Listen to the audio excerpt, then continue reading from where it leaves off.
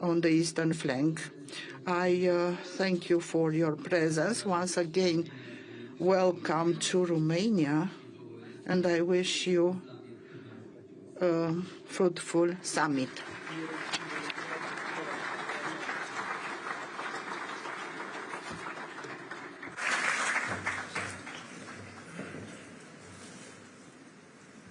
President, thank you for that message of the extraordinary potential here today.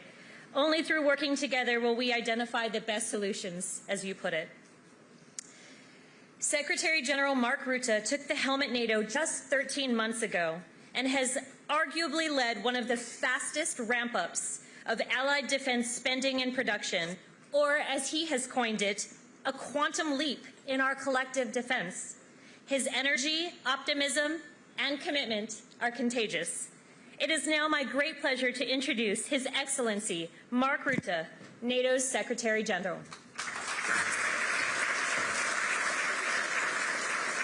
Well, thank you for that very kind introduction.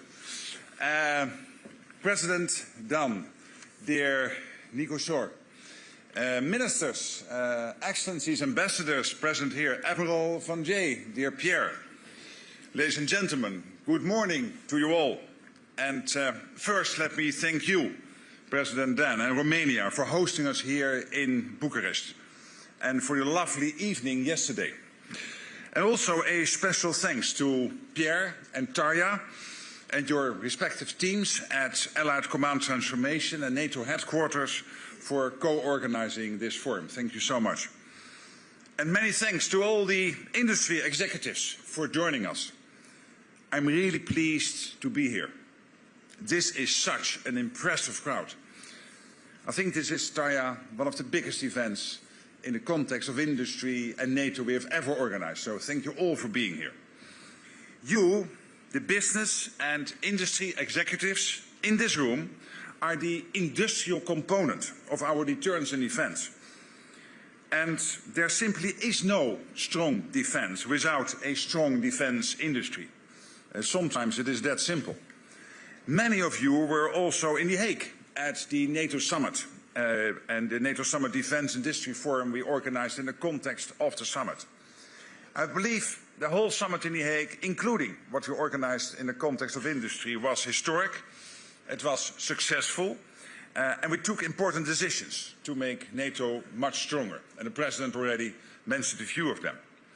Because at that occasion, NATO leaders decided to invest 5% of GDP in defense by 2035. 5%. And we all know that's serious money. That's serious spending. But it is what we need to stay safe. As part of this, leaders agreed to buy more defense capabilities, including jets, tanks, ships, but also drones, ammunition, cyber, and space capabilities. We are now turning these decisions into action. And for this, we need you. The open dialogue between NATO and industry will be essential as we deliver on these commitments. We are making progress. You could even say we are making good progress. There's more cash on the table, and even more will flow. European allies and Canada are really stepping up, including Romania, indeed, which has plans to increase its core defense spending to 3.5% by 2030. But of course, cash alone can't provide security. We need the capabilities, we need the equipment, real firepower, and of course, the most advanced tech. Because the threats we face are real and lasting. Russia's unprovoked war against Ukraine is the most obvious example of the threat. But the danger posed by Russia will not end when this war does. For the foreseeable future, Russia will remain a destabilizing force in Europe and the world. And Russia is not alone in its efforts to undermine the global rules. As you know, it is working with China, with North Korea, with Iran and others. They are increasing their defense industrial collaboration to unprecedented levels. They are preparing for long-term confrontation. We cannot be naive. We must be prepared. President Roosevelt famously said that powerful enemies must be outfought and outproduced. And that was in 1942. And the same can be said today. We call it peace through strength. And NATO will do its part, and we need industry to do yours. I'm confident that together we have what it takes to outgun, outproduce and outsmart those that seek to harm or diminish us. To do this well, we should focus on three key drivers: quantity, creativity and cooperation. First, on quantity, we already have state-of-the-art systems, the best of the best. These give us an edge, and we will keep it sharp. But we need more, and we need it fast, and that means increasing production and shortening delivery times. We are already turning the tide on ammunition. Until recently, Russia was producing more ammunition than all NATO allies put together. But not anymore. Across the alliance, we are now opening dozens of new production lines and expanding existing ones.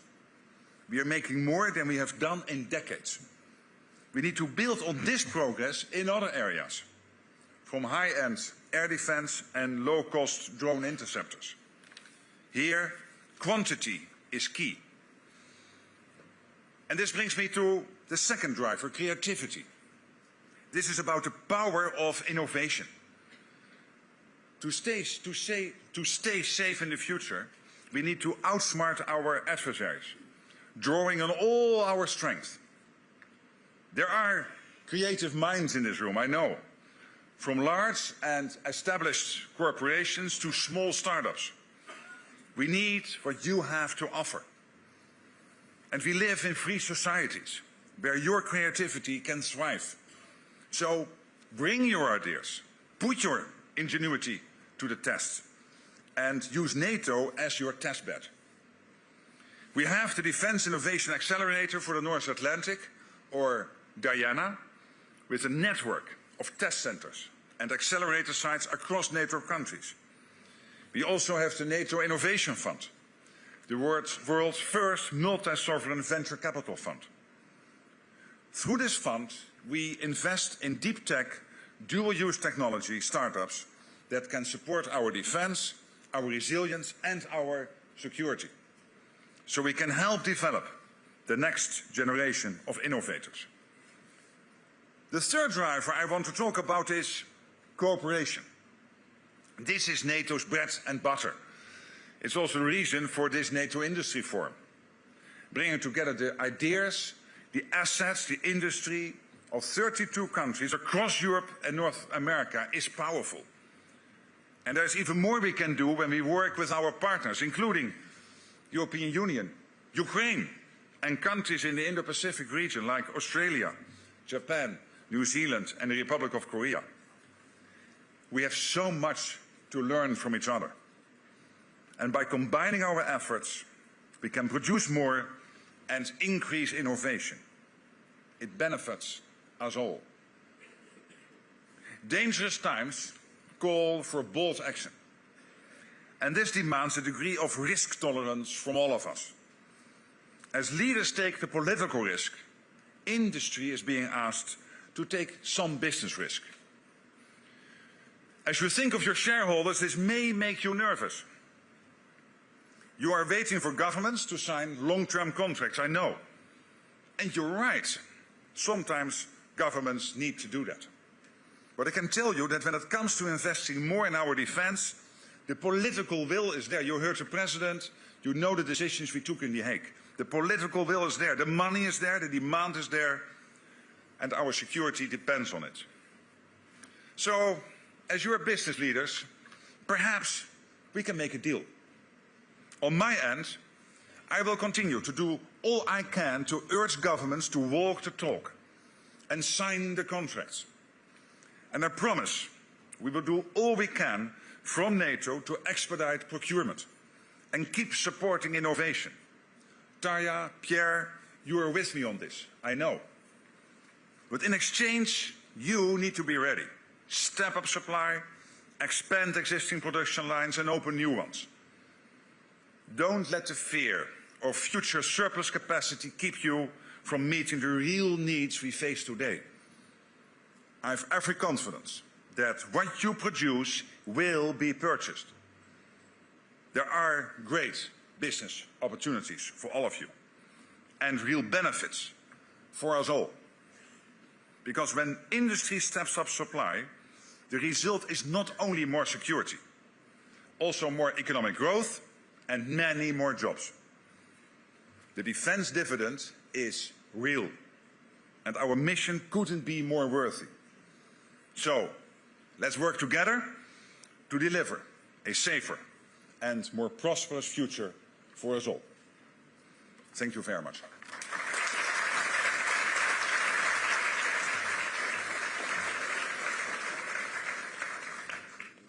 Thank you, sir. We heard it here. Quantity, creativity, and cooperation. Industry, use NATO as your testbed. So with that, it is now my great pleasure to introduce Admiral Pierre Vandier, Supreme Allied Commander Transformation. Admiral Vandier is leading the charge to make NATO a modern fighting force and redefining what that means, from integrating asymmetric solutions and new technologies into rapid planning and testing cycles, to accelerating weapons procurement processes, and charging ahead with NATO's digital transformation at speed. He's doing a lot, and he continues to build new bridges with traditional defense industry as well as our new commercial partners. Admiral Vandier, the floor is yours.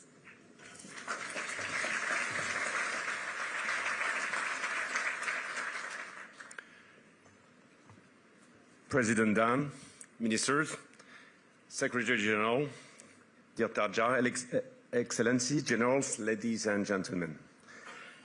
Secretary General, thank you. Before I begin, allow me to salute President Dan and our Romanian hosts for their extraordinary hospitality. Makes this event possible. It was a great endeavor. It's a pleasure to have you all today for this forum that highlights the NATO members' commitment to have a strong and deterrent alliance. This is what we do today, a strategic message. Today I want to talk to you about the changing nature of warfare and what we, industry and NATO, can and must do about it. We need to be ready for tonight, but also for tomorrow. And that is a big challenge. That warfare evolves, it's not new. The leaders, military and civilian, sometimes fail to understand that what those changes might mean, that is not new. We can think about the millions of sleepwalkings into the war in the summer of 1914, when even if many were surely aware of advances in weapons, technology, in chemistry or automobiles or aircraft, they failed to connect the dots. Correctly understanding the changes in warfare is a very difficult challenge. War in Ukraine shows a lot, but shaping our future in consequence is all but simple. So change in warfare is not new, but the pace of change today is very new. Very different. After 1989, we look forward to the end of history and decades of peace dividends. NATO and industry got comfortable, maybe too comfortable, against technologically limited opponents, happy to live with long timelines, slow and complex processes, and limited numbers. Instead, today we have the return of might makes right, of nature red in tooth and claw, of predators, who are more than ready to throw the rules out of the windows, add that the widespread access to new technologies and new constantly updated weapons. When the gap between invention and widespread use is measured not in centuries, not in generations, but in months and weeks, threatening our technological edge. The acceleration of time is clear for all to see on the battlefield in Ukraine. where the lifespan of new tech and new tactics is shorter than ever before, due in great part to the flexibility of software-driven change. But since both sides enjoy that advantage, this acceleration is looping around ever faster. In the fields of Ukraine, you don't spend years designing, building, or fielding new weapons. You don't pull troops back to the front line, from the front line to train them in slow time on these new systems. Instead, it's like your phone updating while you sleep. Hey, prestos, suddenly you have new capabilities. What does it mean for all of us? If predictability is over, if the speed of change continues to accelerate, well, we need to move to a posture of continuous adaptation. We need to show we are able to scale up when necessary for mass with quick and affordable solutions, and simultaneously continue to developing the most advanced ones. We need to show that whatever is thrown at us, we can adapt at speed and hit back harder. That means understanding faster, of course. That means ensuring that we do so across all domains, especially space and cyber, as you said, Mr. Secretary General, where the effect of increased speed is felt more strongly. So, as you say, Mr. Secgen, industry is an essential part of NATO's deterrence.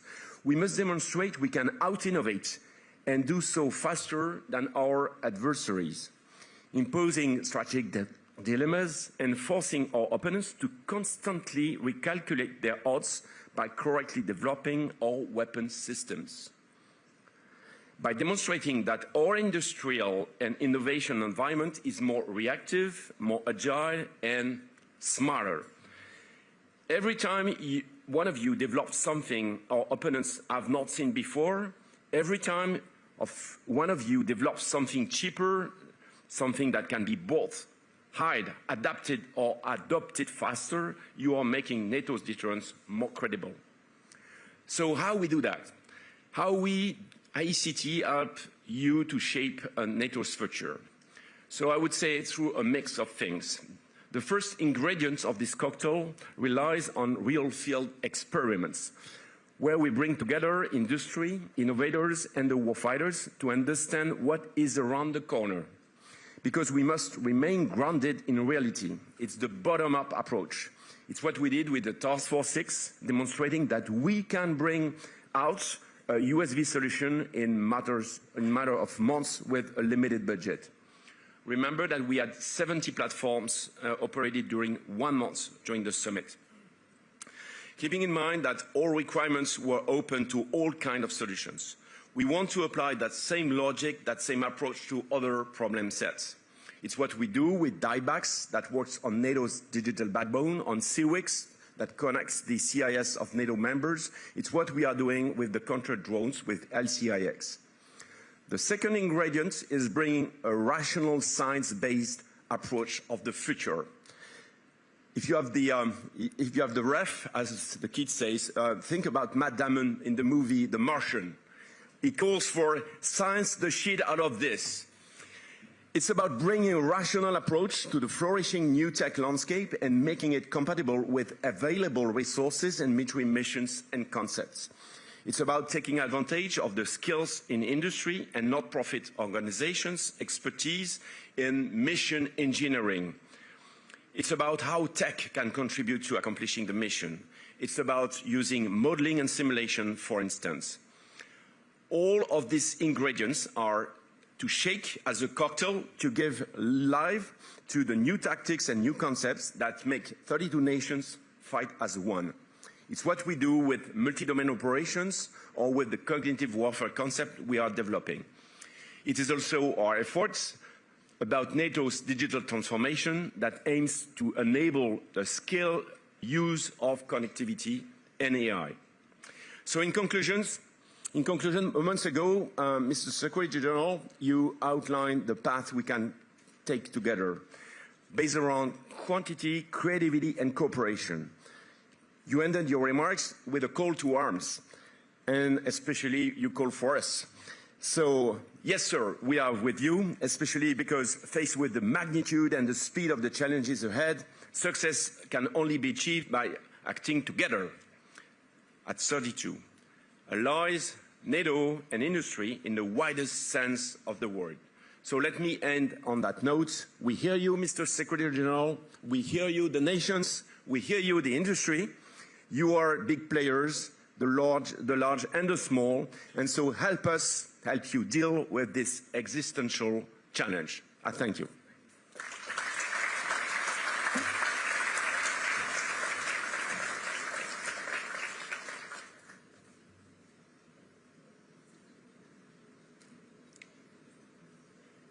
Sir, as you say, it's all about delivery, and you just delivered. You have moved us forward into a posture of constant adaptation. For those of us who have been supporting NATO for decades, I can truly attest to feeling this change. So thank you for your leadership. We will hold a moment in case any of our senior leaders have to depart.